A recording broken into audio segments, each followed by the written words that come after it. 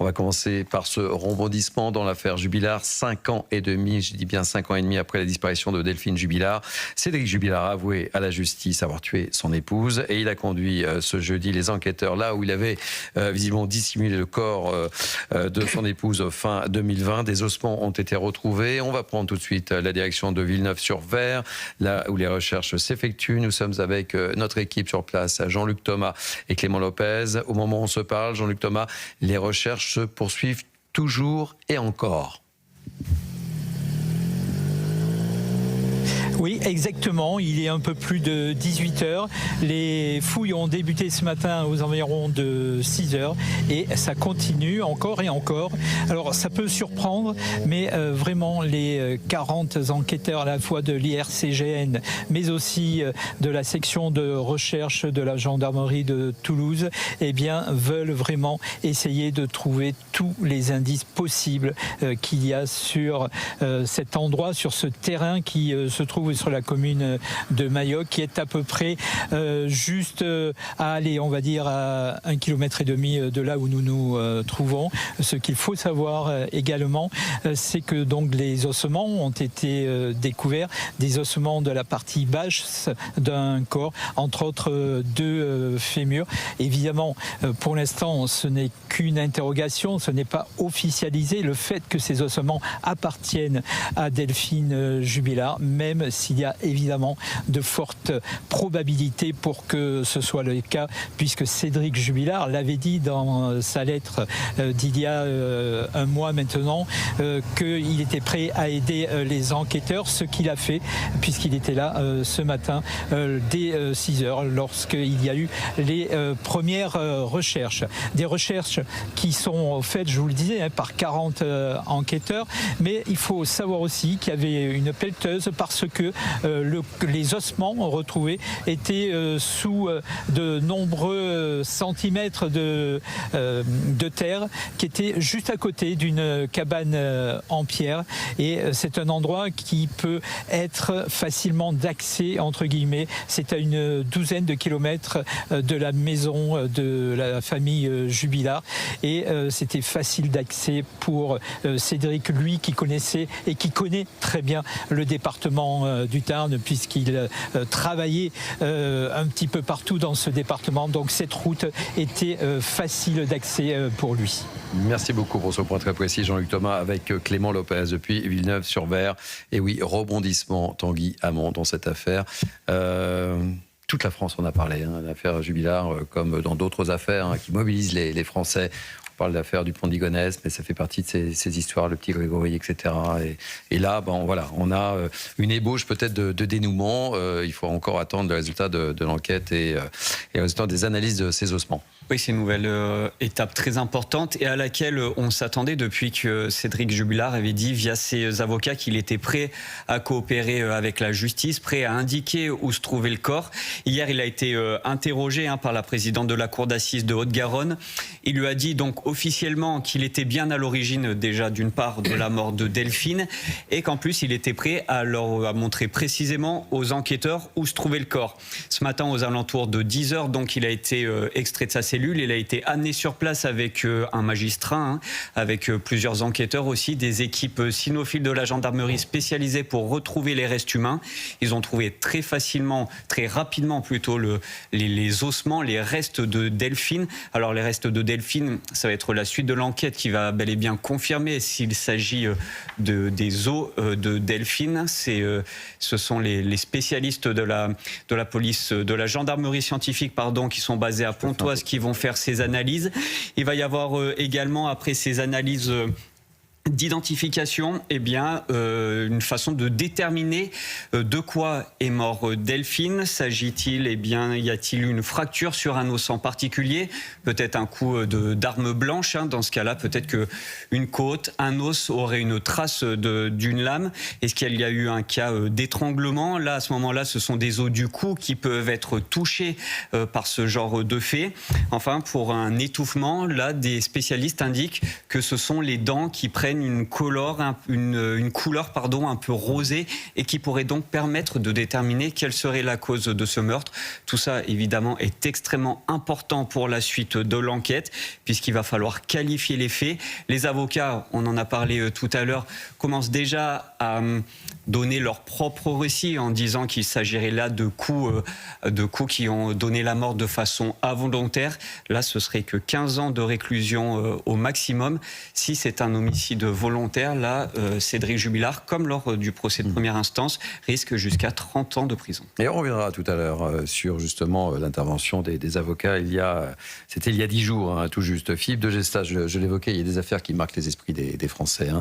Et ça me fait penser également à l'histoire de Jonathan Daval, hein, vous vous souvenez, hein, qui a effectué ses recherches également pour retrouver sa compagne. On est un peu dans le même scénario. Et l'affaire du pont de Ligonnès, et l'affaire du petit Grégory, enfin les affaires sont nombreuses. Et cette affaire Jubilard fait partie de ces histoires qui marquent les Français. Ça marque parce que ça parle à des ressorts internes. D'abord, ça parle à beaucoup de Français qui vivent en couple, par exemple. Et puis, on a l'impression, si vous voulez, de gens ordinaires qui sont saisis par une espèce de passion folle d'un seul coup. Et puis, ça dégénère évidemment dans des atrocités.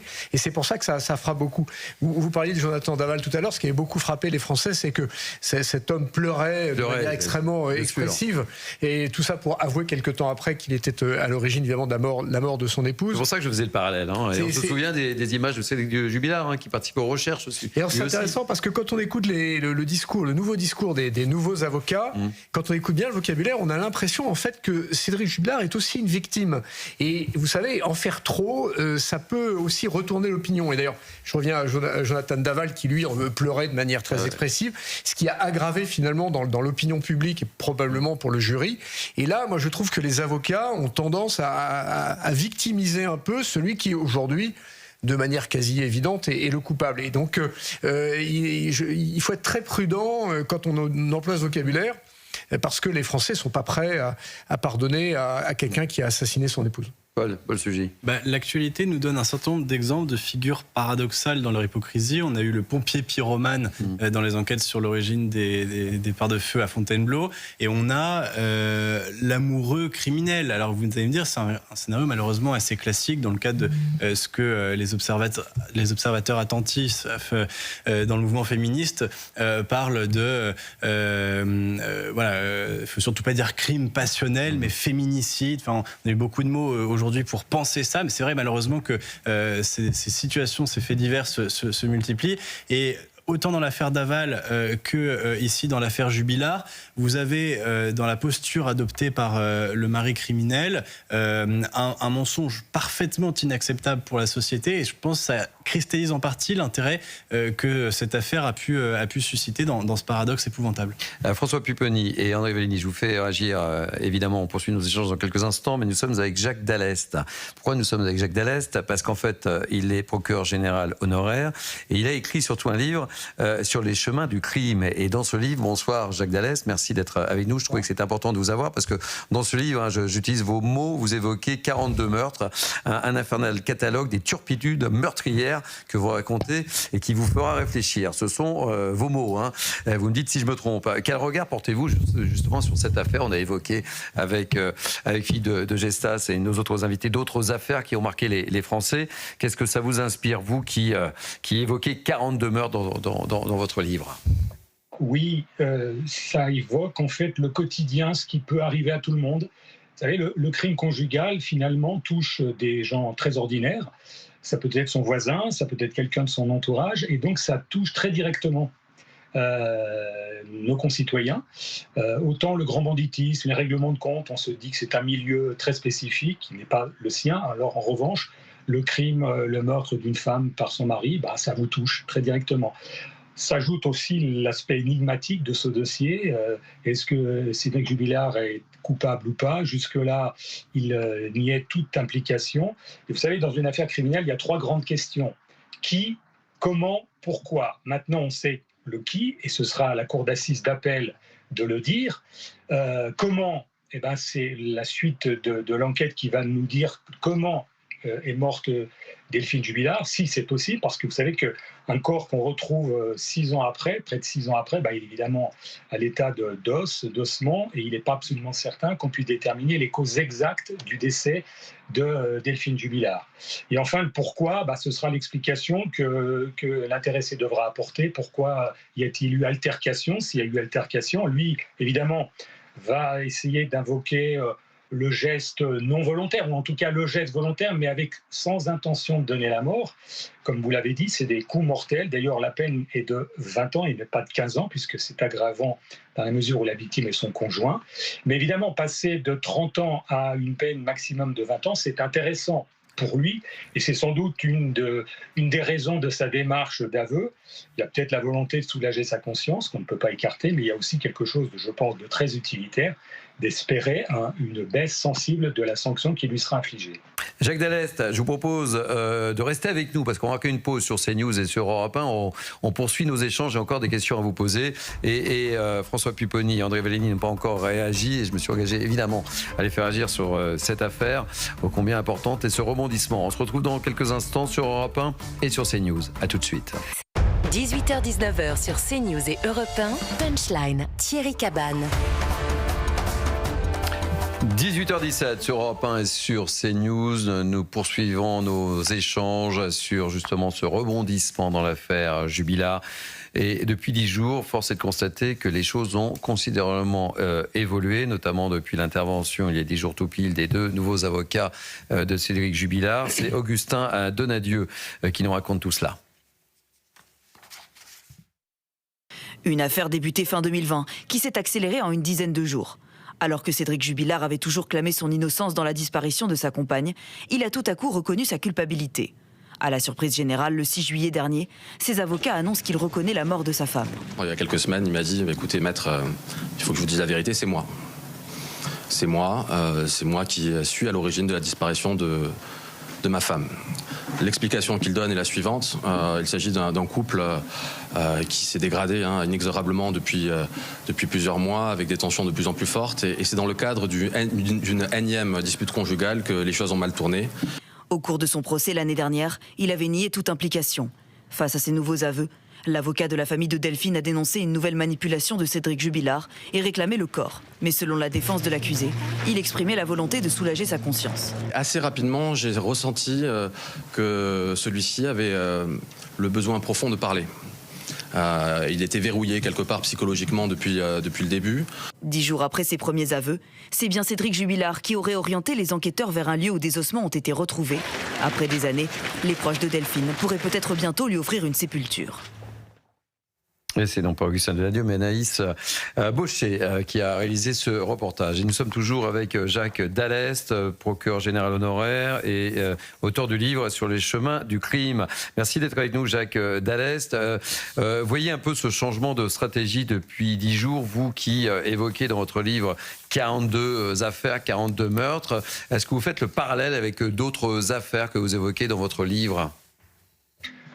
Oui, bien sûr. Alors, des affaires comme celle-ci, comme l'affaire Daval, sont quand même atypiques par la personnalité des auteurs, leur profil. On sait que chaque affaire criminelle est spécifique, mais il arrive assez régulièrement que les mises en cause, les auteurs, changent de position, soit dans un système de dénégation assez forte au départ et évolue dans le temps. Il arrive qu'il y ait des aveux à l'audience. C'est assez rare qu'en appel, avant un procès en appel, l'intéressé change radicalement. Je pense que le changement d'avocat a dû l'aider à faire cette conversion. Il a aussi compris qu'il risquait de repartir pour une peine forte, peut-être confirmée en appel, de 30 ans. Là, il a une autre stratégie de défense qui peut lui faire espérer une peine inférieure en disant voilà, j'ai soulagé ma conscience et maintenant je vous ai tout dit. D'ailleurs, on a pu retrouver le corps grâce à moi. Ça peut marcher. Ça peut aussi indisposer les jurés qui vont dire mais vous avez attendu 5 ans pour faire ces révélations. Vous imaginez la souffrance de la famille de la victime, etc., etc. Ça peut se retourner contre lui. À mon avis, il jouera la carte de la contrition, si je puis dire, et ça peut marcher, tout dépendra aussi le talent de ses avocats, ça dépend aussi de sa façon d'expliquer les faits. S'il arrive en disant c'est le pur accident, ça peut poser un problème, On verra ce que dira le dossier médico-légal, si on peut corroborer ces thèses. Voilà, parce que de quoi est morte Delphine, on ne le saura peut-être pas. A-t-elle été étranglée? A-t-elle été étouffée? Et ça changerait la qualification pénale des faits. Ça, on verra par la suite. Donc c'est un dossier assez emblématique. J'en ai pas connu des affaires similaires, mais malheureusement, des crimes de sang, enfin tous les magistrats, les crimes conjugaux, on en connaît trop. La plupart sont élucidés très rapidement. L'auteur appelle lui-même les services de police, constitue prisonnier. Là, c'est quand même assez rare d'avoir un si long temps de déni, au point qu'il avait même un comité de soutien en sa faveur. Donc voilà, ça c'est une affaire qui en fait une affaire très originale et passionnante pour l'opinion publique. Et restez avec nous, Jacques Dallest. Vous intervenez quand vous le souhaitez, évidemment, dans cette émission. André Vallini, quel est votre regard? C'est très fort hein, ce que disent ces deux nouveaux avocats de Cédric Jubilard. Et on perçoit, et c'est ce que dit Jacques Dallest aussi, un changement de stratégie, une véritable stratégie tout simplement en fait. Hein. Oui, je connais Jacques Dallest, il a été procureur à Grenoble, c'est un grand spécialiste des affaires criminelles et je veux mentionner le fait que c'est grâce à lui qu'en France on a réactivé, si j'ose dire, les dossiers cold case.